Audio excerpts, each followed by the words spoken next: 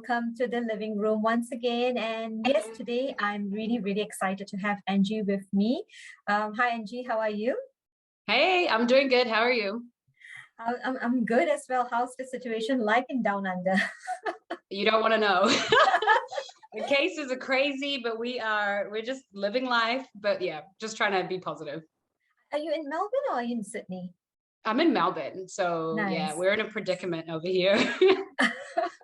But it's good that it seems to be like you guys are coming out of it right now. I think things are getting back to normal. So they're back to normal in terms of we're out of lockdown, but literally our cases today were crazy, like astronomical. But I guess we're just still doing what we need to do. I just had training. We're moving on. We're living life. That's great. That's good to know as Yeah. well. Angie, would you like to share a little bit about yourself to the audience? Yeah, definitely. So my name is Ange Mumporeze. I am many things, but for the purpose of this interview and the reason I'm speaking with Siobhan today is because I have been sharing my weight loss journey online for the past 6 or 7 months. And as a result, I've put out an ebook, I've put out a podcast, and I'm just growing a community of women who are really interested in, learning how to lose weight in an enjoyable way. And yeah, essentially that's kind of what we're going to be talking about today. Thanks so much for sharing. And I do like that. I like the part that you actually shared about like losing weight and enjoying it. I think a lot of times, I mean, myself included, I did my own weight loss journey last year. And I think the thing about keeping it like, off was not only the goal about like dieting and getting the weight off, it's more about sustainability. And it's also about 100%. really enjoying the whole process because what Yeah. I notice about the women around me is when they try to do their weight loss, like, they look at it as a chore, like, I Yes, really have to do this. I have no choice, but I have to do it. And then they end up falling back onto the that's vegan or it. back into the bad, unhealthy eating habits. I mean, Yeah. what are your thoughts on that? Okay. So I was just saying that I can really relate to that because I think I say the word sustainability 100 times a day now. It's really something I'm incredibly passionate about. So I've had struggles with my weight since I was very young. And one of the biggest struggles was actually finding something that I could do to lose weight or be healthy that I could do long term. So I've tried so many things, everything keto, I've tried crazy things like eating every second day. I've tried really things that just don't even make sense just out of desperation. And this past 12 months, I found a way to lose weight where I could do it long term. I could see myself doing this for a lifestyle. And that's where sustainability comes into it, where you're not just doing something where you can't wait to finally that's why my ebook is called The Wait Is Over. And it plays on the word wait in the sense that I've been waiting to find something that I can do that I could do long term to help me be at a weight that is healthy. And I think a lot of people can relate because quick fix diets are just pushed on us, lose weight in 3 weeks or take this pill or, like you're saying, you have to be miserable or it's a chore. But I think once I found something, and I didn't mention, but I've lost 30 kgs in the past 12 months, so I'm over 60 pounds. And I honestly Wow. enjoyed it because I found something Congratulations. sustainable. Thank you. And congratulations on your weight loss journey for last year as well. Thanks so much. And I do like it that you shared on that, like, all this fast diets that doesn't really work. I mean, I've seen people who lose within like a couple of months and then gain back again. It's partly because they feel like a quick fix is gonna do it, but it's really Yeah. not. I personally came to a conclusion that eating healthy or weight loss is really more of a lifestyle. You want to Yeah. incorporate it into your lifestyle and see what works for you because generally, Absolutely. even for both of us, we might have different ways of doing it, and something that works for me might not work for you. 100%. And I love the word incorporate because that's what I did differently this time. I've tried many things. I've been very desperate to lose weight many times, but this time I was like, look at my life. What do I like to eat? What do I like to do? What is my lifestyle? I'm a mother to a little toddler. I'm a wife. I work part-time. I do these things. So I'm like, what can I incorporate into my life? Whereas before I would just be like, the things like I said, where I'd eat every second day, like how could I possibly care for my child not eating for an entire day or work and be a good employee or do these things? So I think the main thing is looking at your life and incorporating a healthy lifestyle into that rather than stopping your life and just going on these crazy diets that women constantly go on for years. True, and I think partly because, right, a lot of us, we feel like we need to give up on something. Like, it's also a fact that I personally feel like condemning yourself before you even eat the food. Like, Oh my you gosh, have this, yes. yeah, you're hungry and you want to have this, maybe, I don't know, a whole plate of pasta or something. It's a lot of carbs, right? And all this, dietitians, your fitness trainers will tell you, no, carbs are really bad for your health. And, it's not really good. And a lot of times before we even eat it, we kind of condemn ourselves like, you know what, this is going to be like going into my thighs or into, Yeah. and I think it's so important because psychologically, right, you are already absorbing that, like, okay, it's going to put on weight rather than just enjoying the dish. Oh my gosh. Preach. Yes. That's really big for me. Like mindful eating. I didn't talk about it in my book because I'd already finished the book when I started practicing mindful eating, but I want to talk and like write a lot more about mindful eating and the fact that like we shouldn't feel guilty about what we're eating. We should have that connection with the food. What is the food that I'm eating? How is it fueling me? Instead of like you're saying, feeling that feeling condemned, feeling guilty. That's how you end up binge eating. That's how you end up eating more than you should, etc. Because you're eating in like a guilt rather than eating in a, okay, what's in front of me? I'm going to fuel myself with these things. And also not restricting yourself is a big thing because like when I say that, I actually got one of my first hateful comments online because I was saying that diets don't work and restricting yourself doesn't work. And what I mean by that is that if I really love chocolate and I say I'm done with chocolate forever, it's just not going to work. So instead, what I say is look for chocolate maybe that's more low calorie, or have chocolate instead of having it every single day, have it once a week and then maybe once a fortnight, have it as a treat. But to say I'm done with chocolate, which I've said many times and I have failed many times, I think it helps me not even, I don't even feel condemned or guilty when I eat chocolate. I'm like, yes, it's delicious. I connect with like, yeah, I'm enjoying this food. There's no guilt. It's food freedom and mindful eating, which is really important. And that's true. Like, when you actually eat it and then it becomes like you eat it in moderate, really greedy, but you are like not indulging, but you are kind of Mm. like starving your body, right? From the things that you can't eat. Before you go to a food, your mind is already like, no, I don't think I can eat this. And sometimes what happens is when people don't have that kind of mindful eating, they probably end up eating a little bit more. So sometimes they Oh start yeah. off like with like, okay, you know what? I'm just gonna have salad. I don't think I should eat a lot. And then that salad is not enough. And then you're like going into your cups, which is even more unhealthy. You might as well just eat that cups and be done with it in the first place, right? Yeah, actually, one thing I've learned is that if you're going to go on a really restrictive diet or say goodbye to things you love, you're better off not going on the diet at all, which sounds crazy, but you end up restricting, restricting, restricting. And when you finally do eat, you'll eat way more than you need to because of the restriction and the suffering that you had. So a lot of people that go on restrictive diets not only gain the weight back, they usually even gain more weight. So they're worse off for going on a restrictive diet in the first place. And yeah, it's really, all of it. I'm just so passionate about it because I feel like for years I really struggled with it and struggled with going on these diets and not understanding why. Like I've lost 20 kgs before and then gained 25 and then lost 15 and gained 20. And that's because I was doing things that can't be sustainable going forward. So having fun, making it sustainable, and finding exercise that you like is really Mhm. important. And also, like I lost 30 kgs and I was still eating carbs. Like I was eating carbs every day. I didn't cut out bread, pastas, even burgers and stuff. I think I'm even sometimes scared to tell people like I was eating pizzas, but not just pizzas from Domino's. I was learning how to make homemade pizzas that were maybe vegetarian pizzas on low calorie base. So there was nothing that I was like longing to have. Do you know what I mean? Like if I crave pizza, I'm like, okay, I'm going to learn to make the low calorie version and have that not as often so that I can still like life doesn't need to be miserable. It doesn't need to be a Exactly. chore. I think that's true. That's the word for it. Like, you don't want to be miserable because I've also seen on the other side of it, right? People who are like really fitness freaks. And then before Mm-hmm. they go and indulge on a meal, they have to work out. And then Yeah. after they've eaten, they feel like now I need to burn it off. And I tell you, that's a miserable life to lead because Yeah. because at the end of the day, right, you are really not enjoying. You feel like I need to work hard to be able to have that meal, and then I need to Mm, work hard to keep it off. And that's why a lot of people don't feel like, they are not happy about it. They don't mm. enjoy the whole process, Oh, they're and so they feel, miserable. Yeah, and they give up half the time they give up. And I like that, the fact that you found something that works, and that means that a lot of women can also kind of adopt something like, based on our discussion here, and use that to incorporate into their own lives, like what will work for them.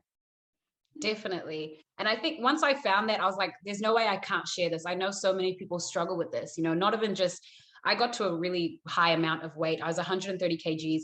I'm about 100 now, and I'm hoping to keep going with the weight loss. But it's not even about being at that weight. Even people that are much less than what I weigh struggle with what we're talking about, with food guilt, with, thinking that to lose weight or even exercise has to be miserable, but it doesn't. I think there's a lot of things we need to unlearn about healthiness or health and fitness. Even, when I used to think if I need to lose weight, I have to run. I don't like running personally, but I like group workouts, and I like hiking, and I like boxing and stuff like that. But I used to just think, oh no, if I want to lose weight, I have to suffer, I have to go for runs. And I never was able to keep up with that for a very long time. So just learning about the realities of what actually you can do versus what we think we need to do, which is eat a salad and run. That's like the gist of, that's what I was taught, like you eat the carrots that you don't want to eat, and that's it, no carbs, and then you run on a treadmill, and that's weight loss. It's like, no, that's not the story. And that's true. I mean, like, trying to come up with workouts that you enjoy. Like, some people might not like running. Like, I personally don't like running either, Yeah. but I like long walks. I enjoy long Yeah. walks. I enjoy a little bit of yoga. So it's basically coming to the stage of what works for you. And I think it's really unlearning that thing about, like, this is a chore. This is just so painful, Yes. that when you get rid out of it, when you come out of that mentality that this is not a chore, you're going to enjoy it. I love it. I love doing it. And don't feel guilt free. Yeah. Just say that on one day you just can't do your workout, and that's fine. That's, it's Yeah. not gonna, you're not gonna kill yourself for like not doing one workout, right? You can just chill and then start afresh. So I think these are some of the things that some women need to know, like what are the things they need to unlearn, and what are the things that they need to just so many things. Go into this, with a fresh start. And I love that we are doing this in the beginning of the year, so they have one whole year to incorporate this. Yeah, I started this a year ago, January 4th, just today, a year ago, January 4th exactly was my first day starting my journey. So it's exactly a year today. That's excellent. Okay, do you want to share like what triggered that for you to find this journey on your own? Yeah, so I've had many reasons to lose weight before. When I was young, it was always more vanity, like, I want to be smaller. I want to look a certain way. I think this time what made me say, I need to find a way to do it sustainably was my son. So I gave birth, or he was born like 18 months ago. And the first 6 months of his life, I was really heavy.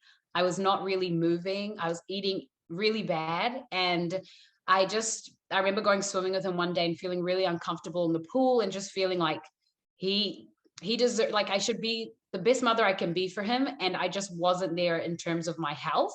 And I think the greatest thing and the greatest gift you can give your family is to be healthy. A long, healthy life is a really good gift to give to your kids or the people that you love. So my son definitely triggered it in a way that I wasn't just like, before I was really quite obsessed with, like, I want to lose weight in 3 months or 2 months or 1 month. I wanted something quick, but I think him being the reason, instead of vanity to fit into something by a certain wedding or a birthday, I was like, I need to find something I can do long-term. And more importantly, I need to learn ways to live healthy that he can learn from me as a role model. That's so good. And I think that's a very good motivation to have as well. I mean, sometimes and it comes with the advantages, right? Like the perks of it, like you feel good, you feel more confident. yeah. You walk into the room, you feel like, okay, now I own it at least, right?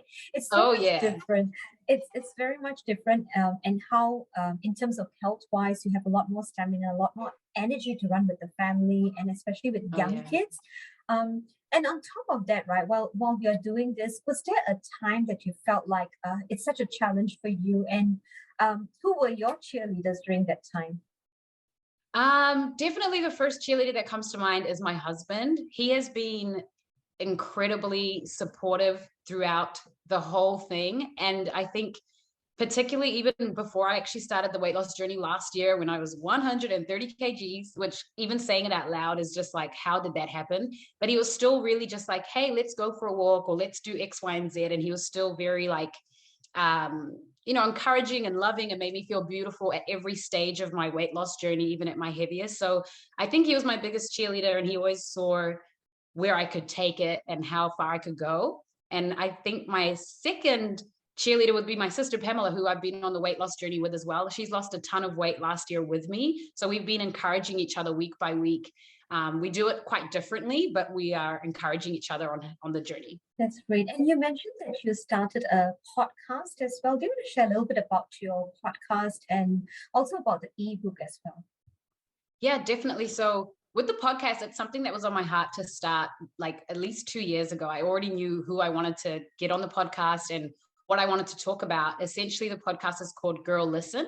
So it's a bit of a girl chat, and we talk about body image and what that means to us. And I talk about, my mom I talk to my mom in one of the episodes who's in her late 60s. And I ask her about, body image and how that changes as you age. And I talk to mums who have had, things like postpartum depression or postpartum weight gain and their body image issues. And I talked to someone who lost 60 kgs, like a huge amount of weight, and, the body image issues and struggles she dealt with throughout at the beginning and the end, and body dysmorphia and all these things. So I talked to 10 different women, and they kind of, go into their journey about what they've dealt with in terms of the pressures from society on how a woman should look, how much we should weigh, how we should snap back after pregnancy.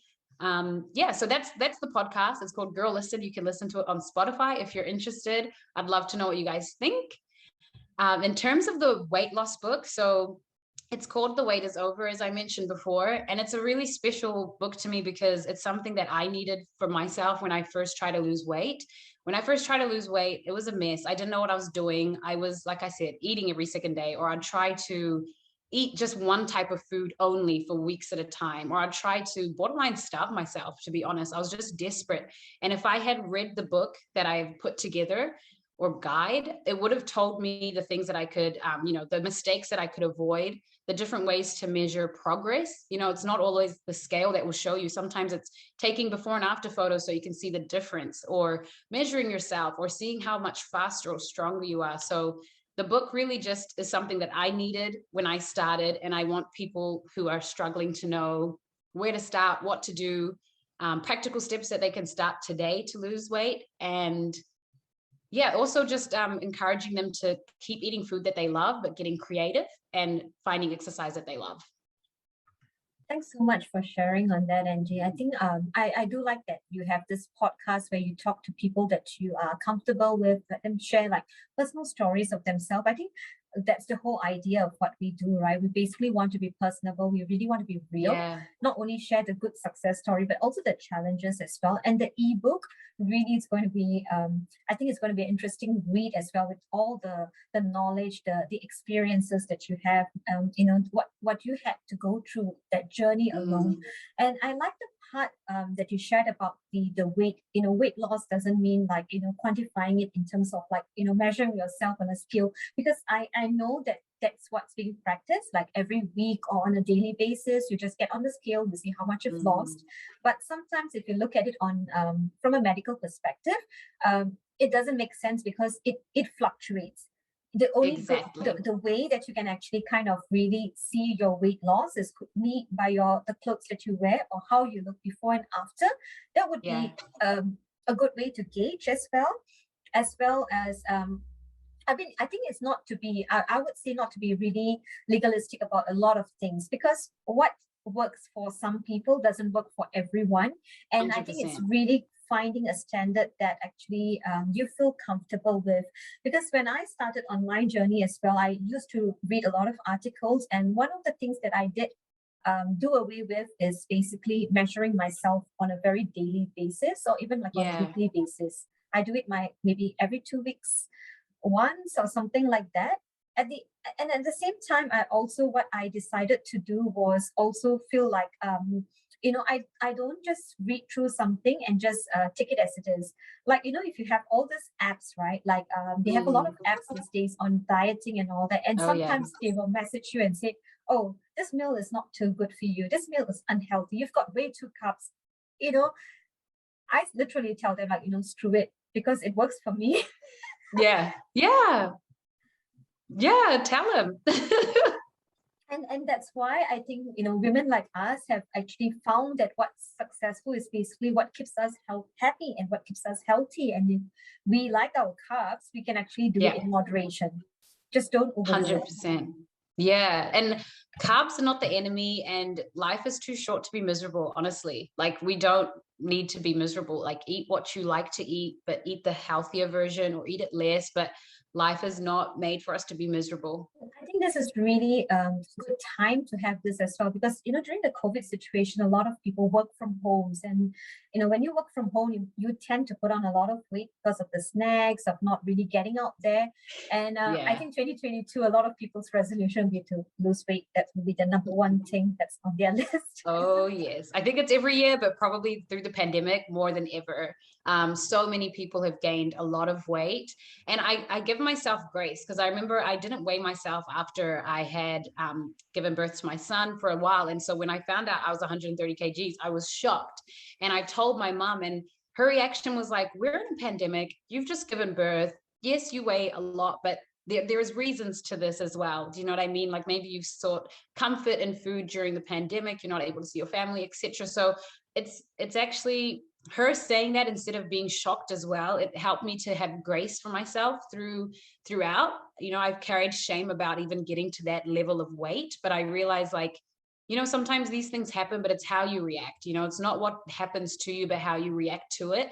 And even now, I just give myself grace. I'm not where I want to be with my weight yet, but instead of focusing on that, give myself grace. How far have I come? What am I doing? What am I doing each day to get to that goal, instead of focusing not on where I'm not yet, if that makes sense. That does. And I like the fact that you keep saying that, really give yourself grace. I think sometimes as women, we are our worst critics, right? We Oh, feel like we have to criticize about everything that we do, like, I'm not good enough for this. I think I can't do this the way that you do. But I think we need to give ourselves grace, and we really need to, enjoy the process, enjoy the journey. I think one of the yeah. things that really set me free during my weight loss journey was basically just accepting myself as who I am. Oh my gosh, It was, yes. yeah, that's who you are as a person. And then not having like too unrealistic goals as well, but really keeping it short in terms as you move along, as you keep enjoying. And then I felt like I kind of achieved one milestone, and I know after another. And maybe that's the same for you, like you start small and then you keep going. Yeah. I can get carried away. So I'll be like, I want to learn how to do this, and I want to go into yoga, and I want to do this. And I have like 20 different fitness goals. And I'm like, you know what? Work out 3 to 4 times a week. Make sure you're eating these sorts of things and adding, this. So I try to simplify it, but I definitely can get carried away.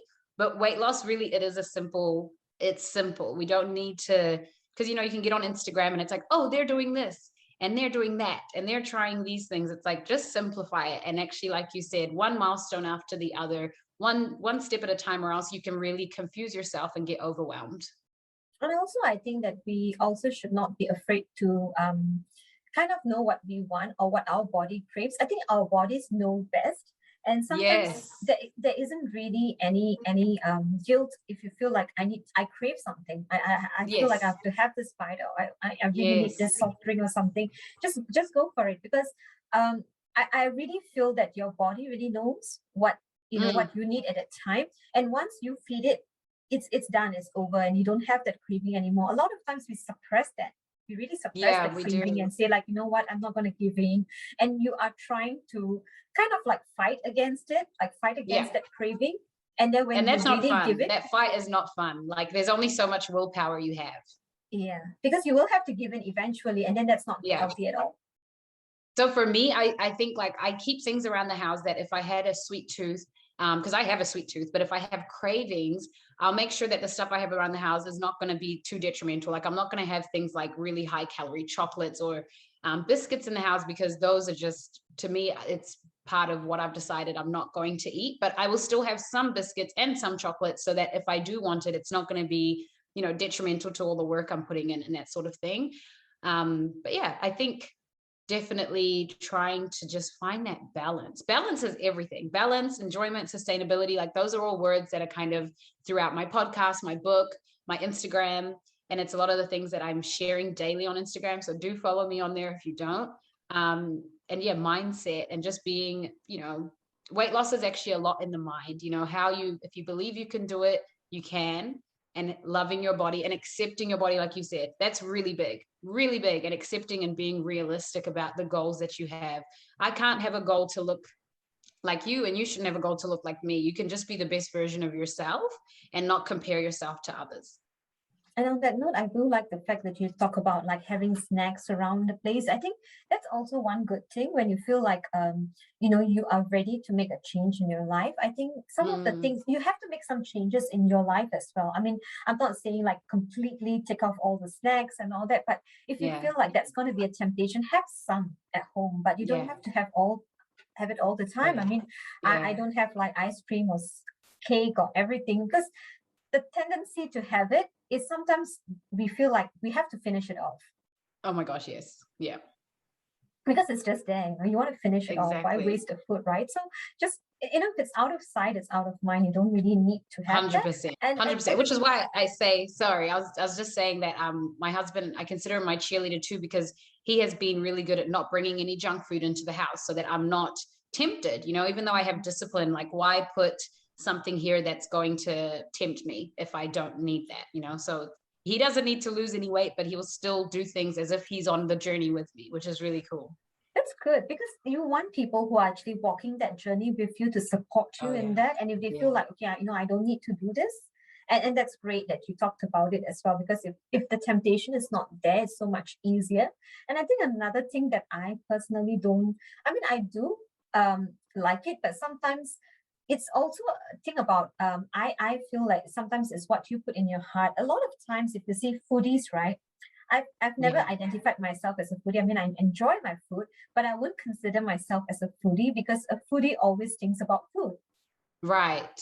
And then sometimes when you think that I am struggling with weight loss, it's not rocket science to know that if you're a foodie, you will struggle with weight loss, because all the time your mind and everything is consumed by food. Like, I've got people that I know who had, probably it's early in the morning, and they talk about, what am I going to have for dinner? Yeah, that's a real thing. Like thinking of the next meal and what you just had and what the next ones are. And also it's a real thing in terms of what you speak over yourself. If you say you're a foodie, or if you say, I'm never going to lose the weight, or I'm just big boned, or I'm just this size, this is my life. So it's important what we say over ourselves, and we should say things that are empowering. I tried to start the new year saying it's going to be a successful year. I'm going to, not so much I'm going to lose the weight, but I'm going to be healthy and happy and the best version of myself, regardless of the number on the scale. That's exactly how I would also say it. I think that's really good that you shared. It's so powerful, right? That you talk about not the negative part of it, like, I'm going to lose this weight, because sometimes that actually sounds something that you have to strive for. But if you empower yourself with the right words, right? Like, I'm going to make sure that I look good. I'm going to be happy. I'm going to be confident. Those are words that gives you more positive, makes you more positive, keeps you going, and helps you to achieve the goals that you've set. And they're actually, with weight loss, what's really important is that you're not in control of how much weight you lose. So it's better to have goals that are like, this week I'm going to drink 8 glasses of water. I'm going to add vegetables to my plate. I'm going to go for a walk, because I'm in control of that. Instead of having a goal, this week I'll lose 1 kg. Because if you lose 900 grams, you didn't make that goal, but you can drink the water, you can change how you eat. But it's really not a good idea to focus just on how much weight you lose as you go, but the habits that you're picking up along the journey. Also, when you want to reward yourself, because I know another common practice is giving yourself rewards. And a lot of people feel like after the weight loss, I'm going to have a good meal to reward myself. So what I personally do, and I would recommend, is basically to do things that makes you feel good. Like get yourself maybe a new lipstick, for example, or get yourself a new outfit. I mean, something that really makes you feel good, rather than, rewarding yourself with food or a dessert, because that, try not to have food as a goal. I mean, as a reward, because sometimes you're working so hard to get rid of that. And then your reward is a food again. Yeah. Well, for me, I do both, but I try not to do it often. So on the first of every month, I will eat what I want, but because I eat because I've changed how I eat throughout the month, it's not going to be something crazy. It might just be that I'll have a little bit more ice cream or whatever. Do you know what I mean? It will be a day where I can not have to worry too much about calorie counting or being too strict. It's just a little bit more free once a month. But I also, I think it's really nice to reward yourself with, I usually like to buy maybe some fitness clothes or some fitness shoes that encourage me to keep going as well. So I think as long as, you're not having like, oh, every second day I'm going to treat myself with food because I did well the day before. For me, monthly cheat days work.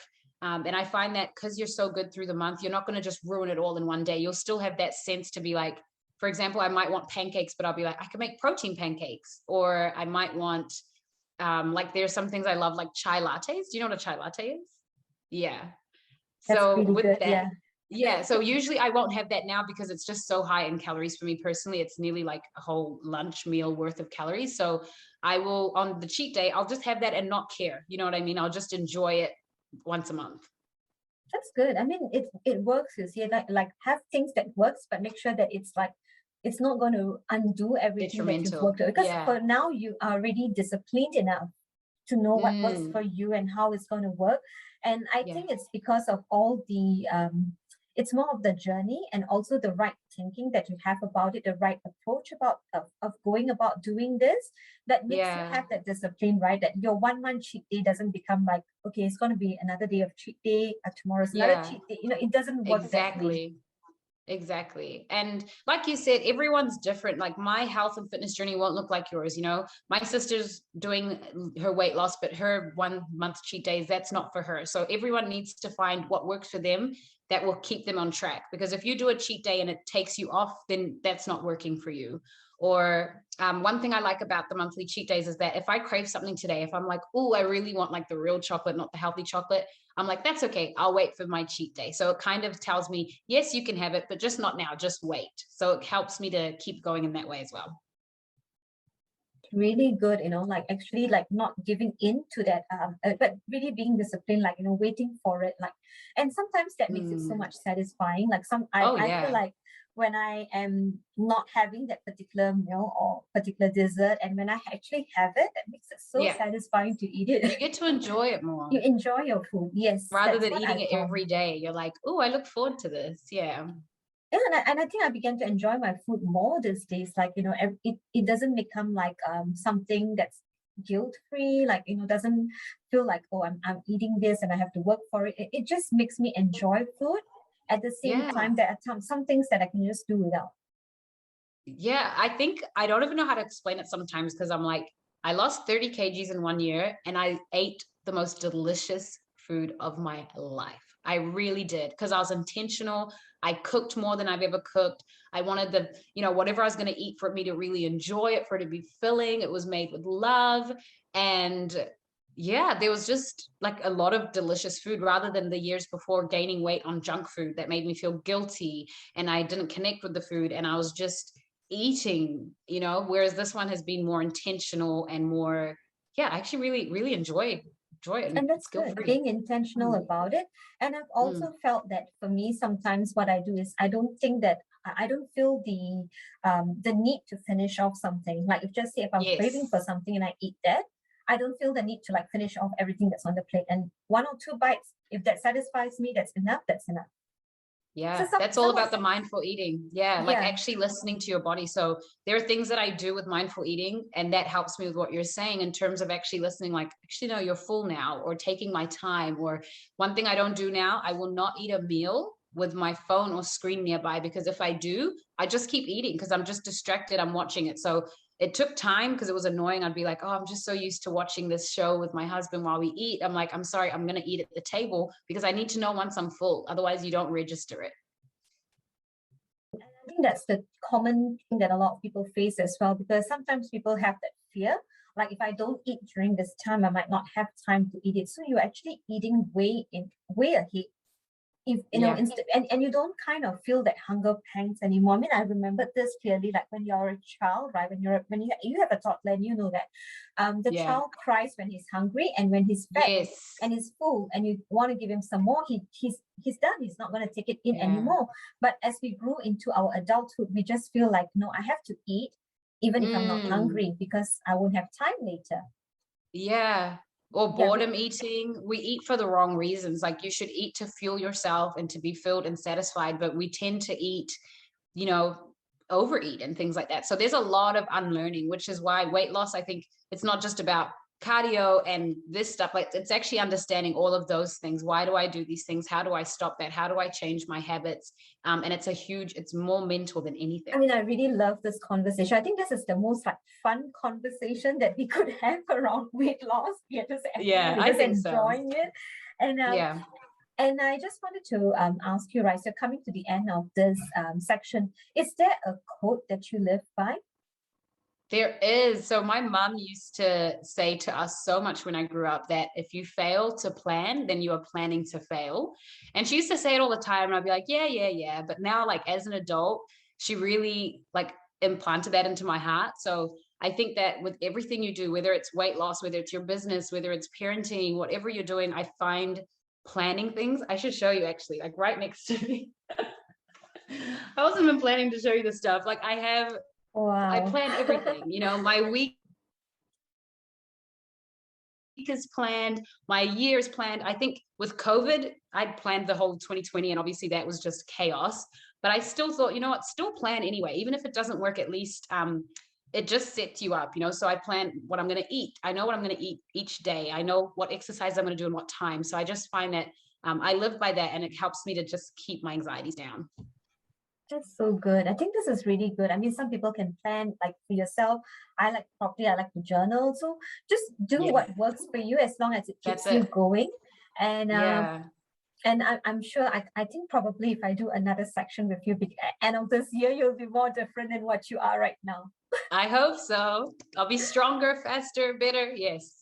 Wow, that's good to know. And I really look forward to hearing more about your podcast. I think what will be interesting is if we can probably do, I don't know, maybe when we can have time to do a little bit more of an interactive section where we can actually Yeah, do like something live where we can get people on board to actually ask questions. that would be awesome. Yeah, I think I that'll think be this really topic great. touches so many people. Like, it's a big topic, Exactly. men and women, young Mm, and old. Everyone can mm. relate to this. Yeah, we should really look into it. Maybe we'll plan I'd something. love that. Yeah. Thanks so much for your time. And thanks so much for joining me. I know it's quite late at night there. It's about it's something there. A little bit. It's about 9:30 p.m., so I'll be sleeping soon. So thanks so much for joining, and I really appreciate you doing this. I will share all your information, the podcast detail, your social media handles, everything on Thank the you. on my YouTube and all my channels as well. Awesome. Thank you so much for having me. This is my very first YouTube interview. I had a lot of fun, and yeah, I was really excited when you reached out. So thank you so much for this opportunity. Thank you so much for coming on board to share your journey. I think it's so inspiring, and I loved it. Thank you. Appreciate it. All right, take care then. Bye. Bye.